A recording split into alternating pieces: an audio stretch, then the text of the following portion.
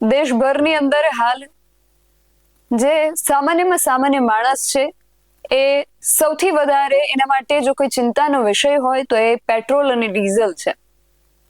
સોનું 1 વર્ષ સુધી ન ખરીદવું, પેટ્રોલ અને ડીઝલનો કરકસરપૂર્ણ ઉપયોગ કરવો, વિદેશ પ્રવાસે ન જવું, આ બધાની વાતો વચ્ચે ગઈકાલથી જેને લઈને સૌથી વધુ ચર્ચા થઈ રહી છે એ છે પ્રધાનમંત્રી નરેન્દ્ર મોદીની ઇટલી વિઝિટ.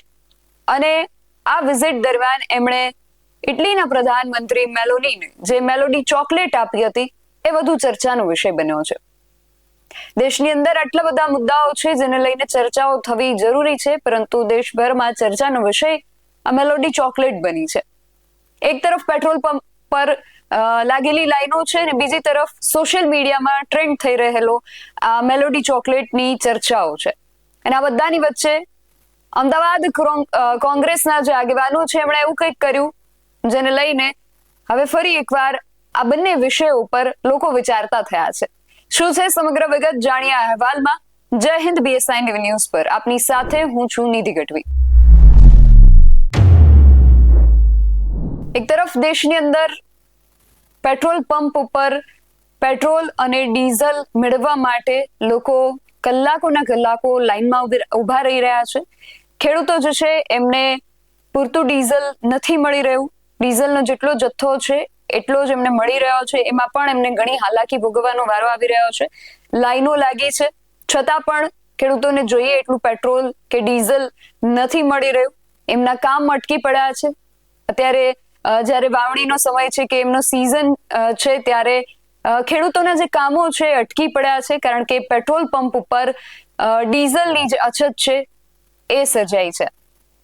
અને બીજી તરફ સોશિયલ મીડિયાની અંદર જે મુદ્દાને લઈને ચર્ચાઓ થઈ રહી છે એ છે આપણા પ્રધાનમંત્રીની ઇટાલી મુલાકાત.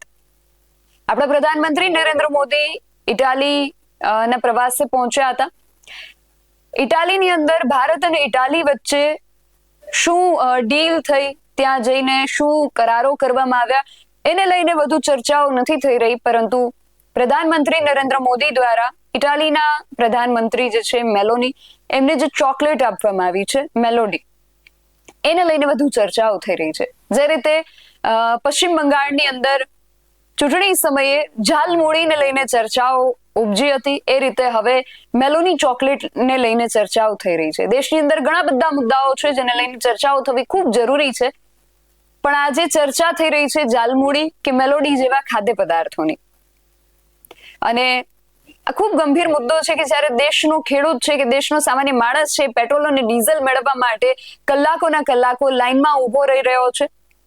એ કરકસરના નામે ઘણી બધી તકલીફો પણ વેઠી રહ્યો છે. અને બધાની વચ્ચે મેલોડી કે ચોકલેટને લઈને ચર્ચાઓ થવી એ ઘણા બધા પ્રશ્નો ઉભા કરે છે.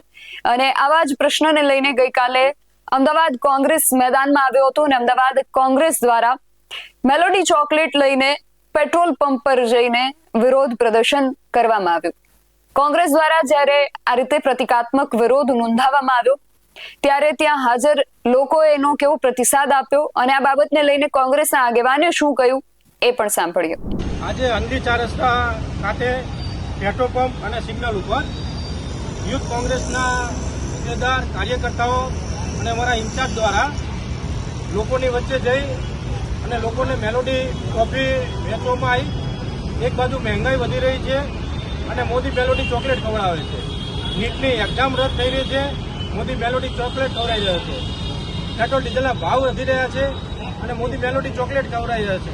ત્યારે આના વિરોધમાં નૈતિક રૂપે અમે મેલોડી આપી અને લોકોની વચ્ચે યુથ કોંગ્રેસ દ્વારા એક વિરોધ પ્રદર્શન કરવામાં આવ્યું. તો કોંગ્રેસ દ્વારા આજે પ્રતિકાત્મક વિરોધ કરવામાં આવ્યો છે કે અત્યારે એક તરફ પેટ્રોલ પંપ પર પેટ્રોલ અને ડીઝલની અછત છે અને બીજી તરફ મેલોડી ચોકલેટને લઈને જે ચર્ચાઓ થઈ રહી છે, આ બંને જે પાસાઓ છે એને તમે કઈ રીતે જુઓ છો અને એને લઈને તમારો શું મત છે અમને કોમેન્ટ બોક્સમાં ચોક્કસથી જણાવજો.